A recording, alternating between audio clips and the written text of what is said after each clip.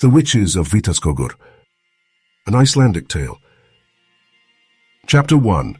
The Enigmatic Arrival. The Westfjords of Iceland, a land of steep, craggy cliffs plunging into the deep, cold fjords, had always been veiled in tales of otherworldly beings. The villagers, wrapped in heavy wool and riddled with ancient superstitions, lived in quiet fear of the forest called Hvítaskógur. It was a place shrouded in mist, its trees gnarled as if twisted in agony. No one ventured there, not even the bravest of souls. "We don't speak of them," the villagers would mutter, their voices laden with unspoken dread. They referred only in hushed tones to the witches of the Westfjords, the rumored guardians or tormentors of the mysterious woodlands. One tranquil but haunting winter night, Sólveig, a lone adventurer from Reykjavik, arrived in the isolated hamlet of Djúpavik. Her raven-black hair whipped around her face as she stepped off the small ferry that had carried her across the choppy northern waters. The biting wind whispered warnings she chose to ignore, for her eyes gleamed with the reflection of adventure, betraying her penchant for discovering the unknown. She had heard the legends, of course. Who in Iceland hadn't? But Sólveig dismissed them as folk tales designed to ward off the faint-hearted. To her, the Westfjords were an embodiment of Iceland's raw beauty, lonely, untamed, perfect. If there was any shadow of fear in her heart, she buried it beneath layers of skepticism, a trait that had defined her since childhood. "You've picked an odd time to visit," remarked the ferry captain, as he handed down her worn leather backpack. "Winter's breath grows colder here than anywhere else in Iceland." Sólveig smiled, a gesture that didn't quite reach her eyes. "I find beauty in desolation." The captain shook his head. "There's desolation, and then there's abandonment by the gods themselves." She watched him retreat to his vessel, his warning hanging in the frigid air like the mist that clung to the distant forest line. The small harbour of Djúpavik was nearly empty, save for a few weather-beaten fishing boats. The village itself, a collection of timber and stone structures, seemed to huddle against the mountainside as if seeking protection. At the village's only inn, a squat building with windows yellowed from decades of lamplight, the innkeeper greeted her with suspicion rather than welcome. "You won't find much friendliness here," he warned, as he handed Sólveig a clay mug filled with warm mead, his weathered fingers lingering on the vessel as if reluctant to complete even this small transaction. "Especially if you go to places you shouldn't." The way his voice trailed off sent an involuntary shiver down her spine. "I'm just here to document the landscape," she lied, taking a sip of the sweet, warming liquid, "for a photography book on Iceland's hidden corners." The innkeeper's eyes, pale blue like glacier ice, studied her with an intensity that made her skin prickle. "The camera around your neck suggests as much," he conceded, "but the determination in your eyes tells a different story." He turned away, busying himself with wiping already clean glasses. "Your room is the last one on the left. Lock your door at night." That night, unable to sleep in the unfamiliar creaking bed, curiosity led Sólveig to the town's tavern, a stone structure that seemed to grow from the very rock of the mountainside. Inside, the air was thick with pipe smoke and the earthy scent of ale. Conversations died as she entered, suspicious glances following her movement to the bar. There she met Gunnar, a grizzled old fisherman whose face bore the deep lines of someone who had spent a lifetime staring at the horizon. His fingers, permanently curled from decades of hauling nets, wrapped around a tankard of dark ale. His voice, when he finally spoke to her, was deep and rumbling, like distant thunder over the sea. "You have the look of someone seeking something that doesn't wish to be found," he observed, his Icelandic accent thick but his English surprisingly clear. Sólveig smiled, ordering her drink before responding. "Is it that obvious?" To those who recognize the hunger, he took a long swallow of his ale. "What brings a city woman to our forgotten corner?" When she mentioned Hvítaskógur, the room grew quieter than winter snow falling on moss. Conversation ceased mid-sentence. A glass stopped halfway to a man's lips. A woman by the fire crossed herself in the old way. Gunnar hesitated, examining her with a pity-laced grimace, before he slid a fraying map across the table. Its edges were worn soft, the yellowed parchment covered with faded ink markings that seemed to shift in the tavern's flickering light. "Find your way, young one," he whispered, his calloused hand covering hers briefly. Then in a hoarse voice barely above the crackle of the fire, he added, "Beware the forest. It does not welcome outsiders." "What exactly am I supposed to fear?" Sólveig challenged, keeping her voice steady despite the cold dread settling in her stomach. Gunnar's eyes darkened, reflecting not the tavern light but something older, something that lived in the space between memory and nightmare. "Not what," he corrected, "who?" Chapter 2. A Journey into Shadows. The first light revealed Hvítaskógur on the horizon, an ominous sea of trees pulsing with energy that Sólveig couldn't quite describe. From the vantage point of her inn window, the forest looked like a dark stain against the pristine white landscape, its boundaries unnaturally sharp against the surrounding snow. She prepared methodically, packing her small day pack with essentials: water, dried fish, a compass that spun erratically whenever she pointed it toward the forest, and Gunnar's map, which she studied one last time before folding it carefully into her breast pocket. As she departed, the innkeeper's wife, a small woman with eyes that had seen too much, pressed a small pouch of herbs into her hand. "Burn this if the shadows move," she whispered, refusing to elaborate further. The path to Hvítaskógur was deceptively easy at first, winding through gentle hills dusted with snow. Sólveig's breath formed clouds in the crisp morning air as she walked, her boots crunching rhythmically against the frozen ground. But with each step closer to the forest, the landscape grew more forbidding. Twisted rock formations emerged from the snow like the spines of great beasts. Birds ceased their morning songs. Even the wind seemed to hold its breath. She clutched Gunnar's map tightly, the skepticism that had guided her life wavering for the first time. The map was unlike any she had seen before, with symbols that shifted depending on how the light struck them. In certain angles, paths appeared that weren't visible from others. It was disorienting, yet she couldn't deny its strange accuracy, as landmarks appeared exactly where indicated. As she stepped into the woods, she felt the air shift. Not colder but thicker, heavy with unspoken intentions. The trees stood impossibly tall, their trunks wider than any she had seen in Iceland, bark black as midnight and glistening with moisture despite the freezing temperature. There was no birdsong, no wind through the branches, just eerie silence broken by whispers that seemed to drift between the trees. Just the sound of ice melting, she told herself, but the rational explanation did little to calm her racing heart. Hours passed. The forest seemed endless, veiled in archaic beauty tinged with menace. Sunlight barely penetrated the canopy, creating a perpetual twilight that made tracking time impossible. Sólveig's initial determination gave way to unease as she realized the path behind her had somehow closed up, branches and undergrowth intertwining where clear ground had been moments before. The map grew more puzzling. Paths that had been marked now faded, while new routes appeared, leading deeper into the heart of Hvítaskógur. Twice she thought she saw movement from the corner of her eye, a flash of pale fabric, the gleam of silver hair. But when she turned, there was nothing but shadows. Her watch had stopped at the exact moment she crossed the forest's threshold, she realized with growing alarm. The compass now spun continuously, rendering it useless. Even the sun's position, what little she could glimpse of it, seemed to contradict natural law, appearing in different parts of the sky without following its proper arc. "I should turn back," she muttered to herself, but even as the words left her lips, she knew there was no back anymore. Hvítaskógur had swallowed her path like a living entity consuming evidence of intrusion.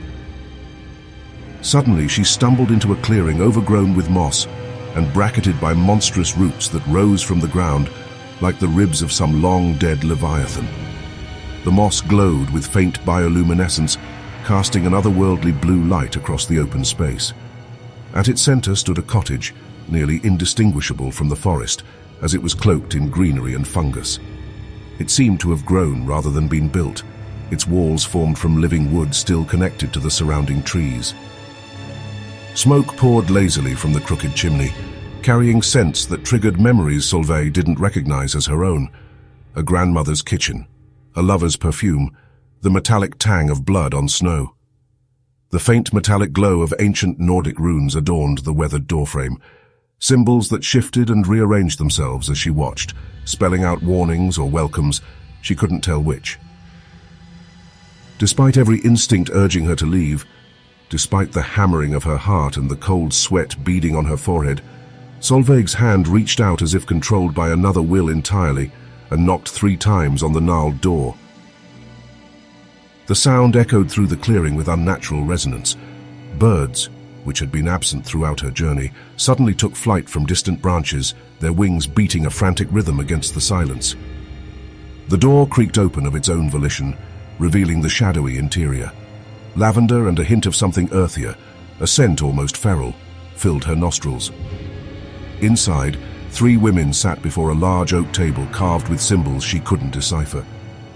The table seemed to float just above the earthen floor, held aloft by nothing visible to the human eye. "They've been expecting you," a voice croaked from behind her, causing the floor to spin momentarily beneath her feet. Gunnar. No, it wasn't Gunnar. It was the first witch who spoke, though her voice carried echoes of the old fisherman's timbre. Her voice was a dark, silken rasp that forced Sólveig's knees to lock in place, preventing the retreat her mind screamed for. The witches were nothing like she'd imagined. They were 3 contradictions, simultaneously young and aged, faces as captivating as they were frightening. Their skin seemed to shift between youthful smoothness and ancient wrinkles, depending on how the light struck them. Their eyes burned with knowing, and those gazes fixed on her now, their collective stillness more terrifying than violence. "Enter freely," said the second witch, her voice like honey dripping into a bottomless chasm, "or not at all." Chapter 3. An Uneasy Revelation. Sólveig stepped inside, the door swinging shut behind her with a finality that made her stomach lurch. The interior of the cottage defied logic, far larger than its exterior suggested, with ceilings that stretched upward into darkness. Herbs hung from exposed beams, and shelves lined the walls crowded with bottles, boxes, and items she couldn't identify. "Why have you come here, traveler?" the second witch asked. Her silver hair shimmered as though it caught light in a room cloaked by shadow, moving slightly despite the absence of any breeze. Sólveig stammered, her usual confidence evaporating like morning dew. "Curiosity and perhaps answers." They laughed, a harmonious yet discordant melody that made the bottles on the shelves vibrate in sympathy. The third witch, whose cracked lips contrasted with her ethereal beauty, spoke, her voice carrying the weight of centuries. "Answers always come with a price," she said, gesturing to an empty chair that hadn't been there a moment before. "Sit. You've walked far." Reluctantly, Sólveig sat, noting with unease how the wooden chair seemed to mold itself to her form, embracing her like a lover unwilling to let go. "You carry old magic," observed the first witch, her eyes fixed on Sólveig's chest where, beneath her layers of clothing, rested the family heirloom pendant she always wore, a bloodline token. Gunnar's map had been a silent compass, she realized suddenly, leading her purposefully here. The old fisherman had known, had guided her intentionally to this place, yet the realization brought no relief, only dread. "Who are you?" Sólveig asked, surprised at the steadiness of her voice. "What do you want from me?" The witches exchanged glances laden with unspoken communication. Then the first, the eldest despite her ageless appearance, leaned forward, her fingers steepled before her. "We are the guardians of Hvítaskógur," she said simply. "As for what we want..." She smiled, revealing teeth too sharp for comfort. "That depends entirely on what you seek." As the witches recounted their tale, the room seemed to darken further, shadows stretching and contracting with the rhythm of their words. They spoke of ancient times when the land was younger, when the boundaries between worlds were thinner. They were not born witches, they explained. They were protectors. Guardians of the Westfjords' majesty, they had wielded ancient magics to shield the land from those who would exploit it, from greed and devastation. Yet centuries ago, when the nearby villagers had grown fearful of their power, betrayal struck. A curse cast by small-minded men, ancestors of those who now lived in Djúpavik, had banished them into this forest, tethering their souls and magic to Hvítaskógur. Unable to leave, they had watched as generations lived and died beyond their reach. Over the years, the woods grew sentient, merging with their vengeful spirits. The forest fed on their anger, and they drew power from its ancient roots, a symbiosis that transformed both.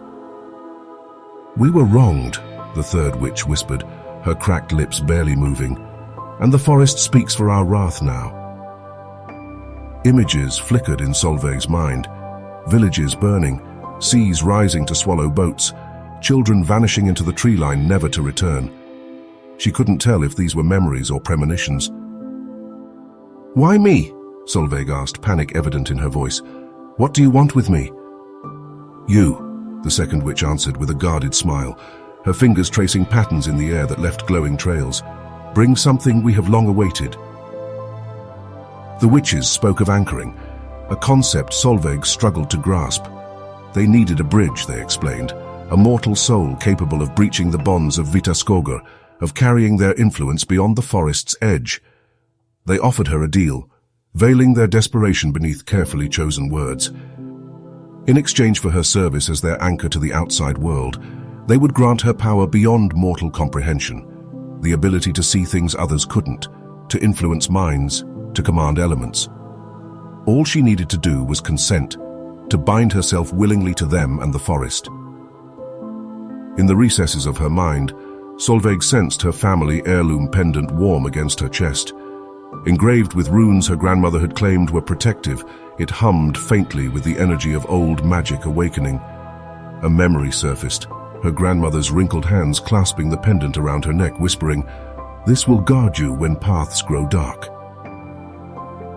The witch's eyes narrowed simultaneously, as if sensing the pendant's awakening. Their offers grew more elaborate, more tempting, but beneath their honeyed words, Sólveig detected a note of urgency, of need. They were bound by rules she didn't understand, unable to take what they could not be given freely. Chapter 4. The Bargain Struck. Night had fallen outside, or perhaps it had been night all along, time being as fluid as water in this place.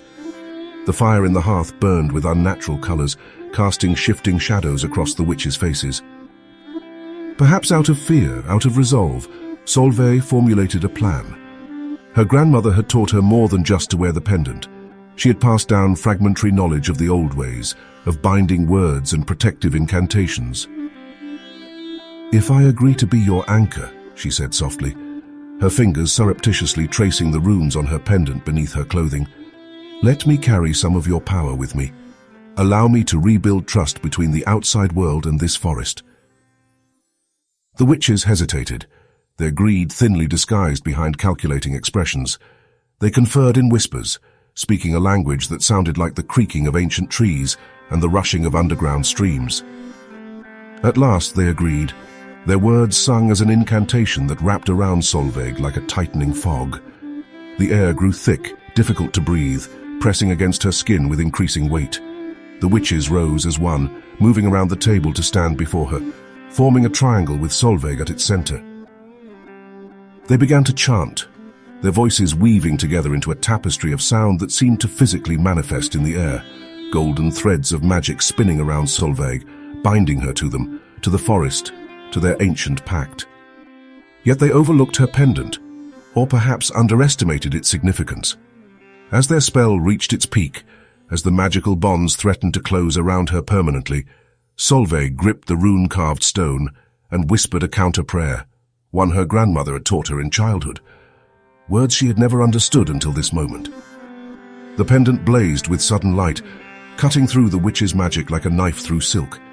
The ground trembled with fury beneath them, the cottage's walls groaning as if in pain. The witches' expressions changed from triumph to shock, then to raw, unfiltered rage as they realized their mistake too late. The pendant's magic surged, not obliterating but subverting their incantation, twisting it into a new form. The great oak table cracked down its center with a sound like thunder. Bottles exploded on shelves, herbs burst into spontaneous flame. Shrieks filled the air as the witches began to dissolve into shadow, their corporeal forms unraveling like yarn pulled from a tapestry. "You may have disrupted the binding," the first witch gasped, her voice echoing as her body faded. "But you carry our curse now. Hvítaskógur owns you." Sólveig felt relief give way to dread as her legs froze, suddenly heavy as stone, rooted to the forest floor. She tried to move but found herself immobile from the waist down, as if her lower body was transforming into the very wood of the forest. The witches faded entirely, their final cry echoing through the collapsing cottage. "You shall remain guardian of this silence." The roof tore away, revealing a night sky blazing with stars that formed patterns Sólveig had never seen before. The walls dissolved into mist, the floor into earth and root. When the transformation was complete, Sólveig stood alone in the clearing, half woman and half tree, her legs having merged with the forest floor. Her pendant, now embedded in the wood that had once been her flesh, pulsed with a steady light, a beacon in the darkness of Hvítaskógur. Chapter 5. A Lonely Vigil. Months passed. The winter deepened, then gradually relented to spring's tentative warmth. In Djúpavík, life continued with the rhythm of the seasons. Boats went out, fish came in, children grew taller, and elders told tales by firelight. But changes had come to the village. Travelers arriving in Djúpavík whispered of seeing shadowy figures woven into Hvítaskógur's mist, always watching from just beyond the tree line.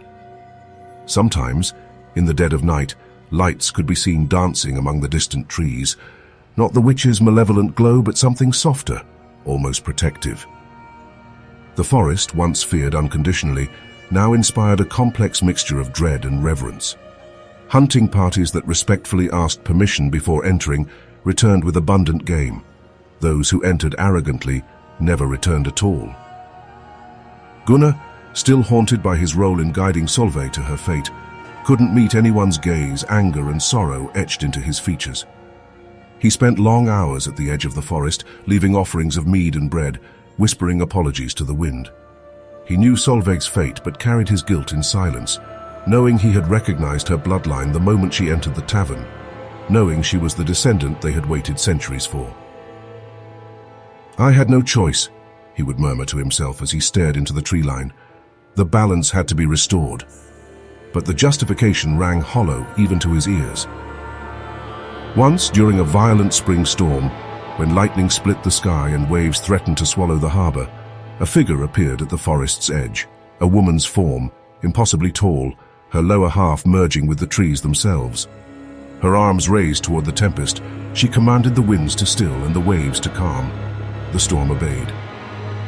After that night, villagers began leaving small tokens at the forest boundary, carved figures, bundles of herbs, and occasionally a message etched into the wood.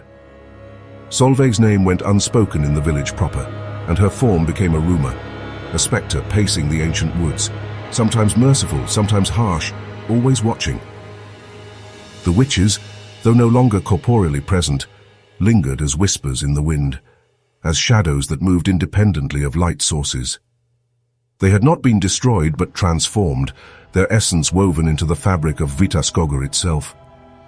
Their influence reached Sólveig in dreams, tempting her to release the full wrath of the forest upon the village that had first cursed them. But the pendant, now a part of her transformed self, kept their darkest impulses at bay. Sólveig had become a boundary, not merely between forest and village, but between vengeance and mercy. The villagers made offerings to the trees, hoping to placate what they still feared, their old superstitions given new life. Children were taught new rhymes. "Speak kindly of the forest's heart, lest from your home you must depart." Gunnar alone knew the truth in its entirety. On the anniversary of Sólveig's disappearance, he ventured deeper into the forest than any villager had dared. He carried with him only a lantern and a small carved box containing a letter, an explanation, an apology, a plea. The forest parted before him, creating a path where none had existed. It led him unerringly to the clearing where the cottage had once stood. There he found Sólveig, or what she had become, a being neither fully human nor fully tree, her eyes reflecting starlight even in daylight. "You knew what would happen," she said, her voice like leaves rustling in the wind. "You led me to them deliberately." Gunnar nodded, unable to lie to this creature who saw through flesh to the soul. My family has served as watchers for generations, he confessed, waiting for one with the bloodline strong enough to break their curse, to transform it into balance. And that's what I've become? Balance? There was sorrow in her voice, but also a strength that hadn't been there before. The witches were corrupted by isolation and rage, Gunnar explained, setting his carved box at what had once been her feet. The villagers by fear and ignorance. Someone had to stand between. And now I can never leave. It wasn't a question. No, he agreed, but perhaps in time you won't wish to. As he turned to go, she called after him, Tell the village I am watching, not in threat, but in protection. Gunnar nodded, understanding the message and the responsibility it entailed. As he departed, he glanced back once to see flowers blooming suddenly around her wooden form, spring's first blossoms opening in impossible profusion. And beneath the dense shadows of Hvítaskógur, one figure remained, unmoving but unwavering, a reluctant guardian bound in eternal watchfulness over a realm forged from tragedy and revenge, gradually transforming it into something that might, over centuries, become harmony. In Djúpavik, they still speak in hushed tones of the Witch of the Westfjords, no longer three but one, malevolent but ambiguous, a power that responds in kind to those who approach. They say if you stand at the forest's edge on the night of the winter solstice and speak your true name, you might catch a glimpse of her, half woman, half tree, watching over the boundary between worlds with eyes that have seen too much and a heart that remembers what it meant to be human. And sometimes, when the northern lights dance across the sky, villagers swear they see patterns in their shifting colors, runes like those on an ancient pendant, spelling out warnings or welcomes, depending on how you choose to read them.